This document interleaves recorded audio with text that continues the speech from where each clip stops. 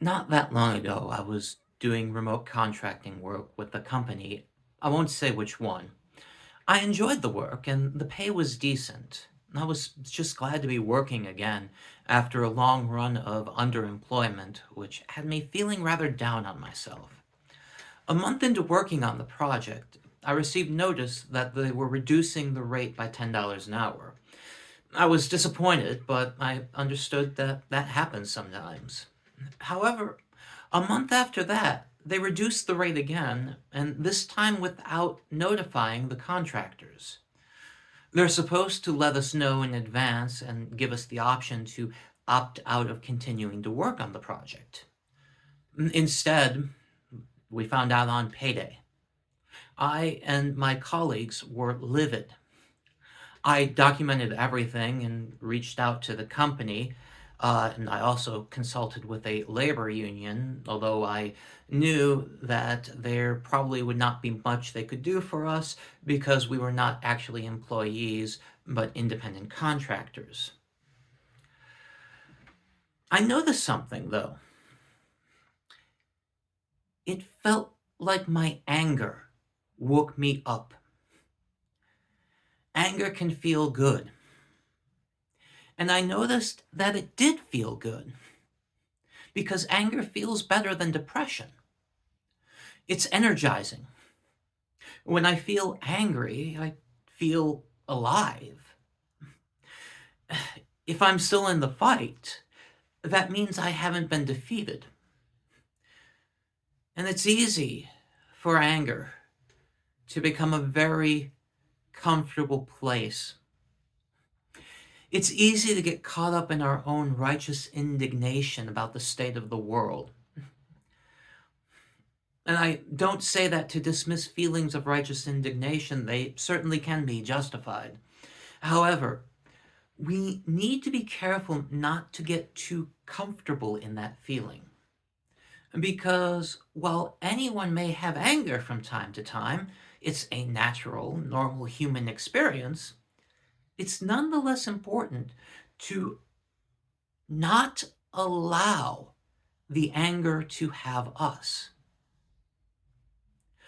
So without proper management, anger can inhibit our judgment. If we become too focused on a problem, we may overlook potential solutions. If instead we learn to treat anger as information or feedback, as an indication that something needs to be addressed, and being the one experiencing the anger, perhaps there is something for me to address the problem, something for me to do that will address the situation. And this may mean that the problem is with my own perception. It may be an indication that I do not have a full understanding of the situation that I believe has made me angry. You've probably experienced this as well. If you've ever felt disrespected by someone, only to later find out that there was a miscommunication or a misunderstanding about what actually happened.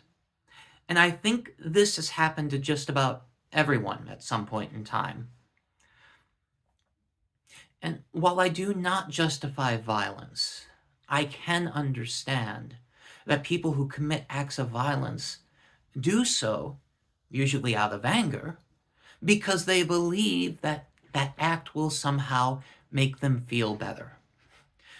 Because remember that chronic anger can and often does impair our judgment. It impairs our ability to think rationally. That's not an excuse for the behavior. This does not excuse the behavior, and it does not absolve the person of responsibility for the action. But it is important to separate the fallible being from that action. And I think it's important to remember that we are all fallible, that we all have our own unskilled actions and finite perceptions.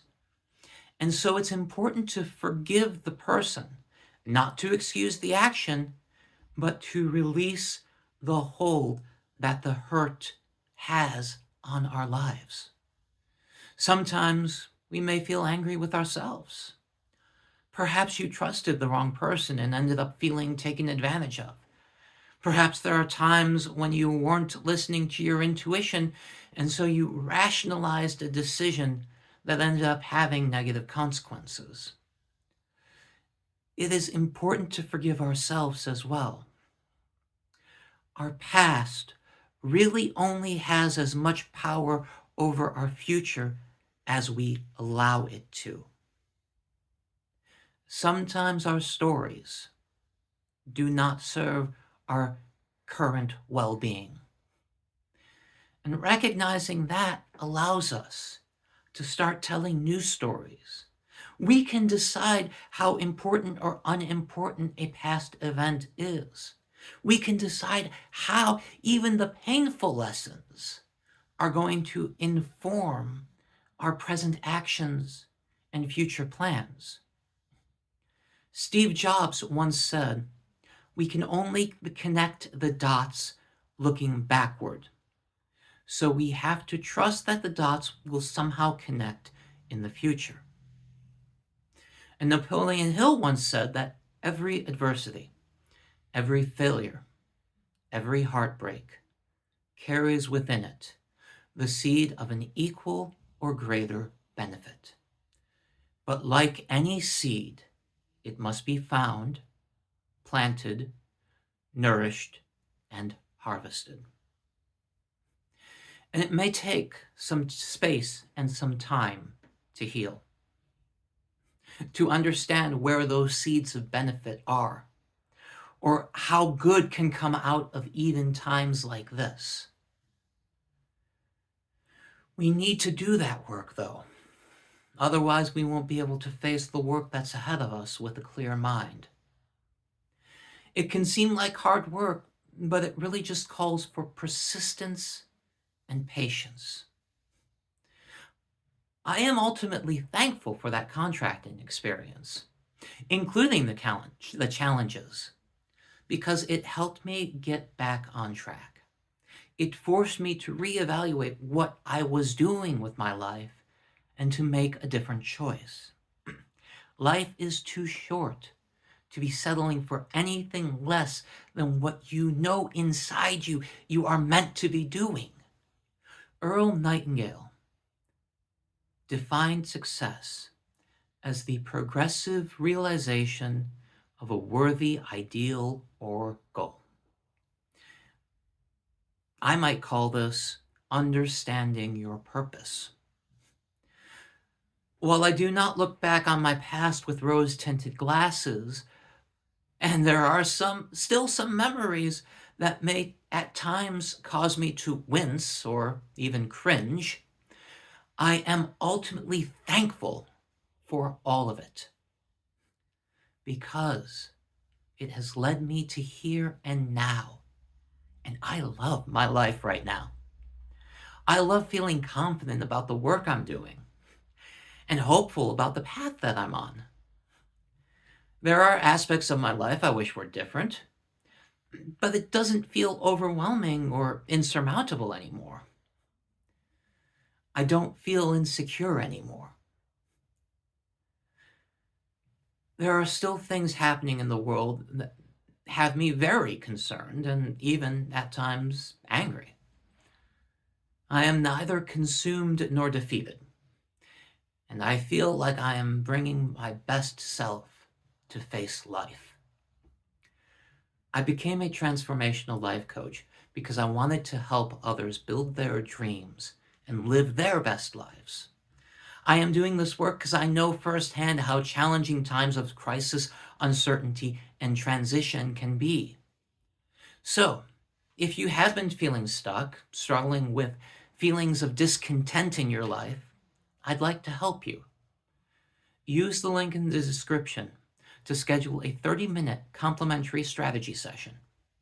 I will be running a small group session in the Dream Builder program on Monday, November 3rd. We'll be working through the Dream Builder program that was developed by Mary Morrissey and the Brave Thinking Institute. There are a limited number of spaces available, and this month only I will be offering this program at a reduced rate. So schedule your strategy session to see if this program is right for you. And I would love to help you if you will let me. Peace and stay safe.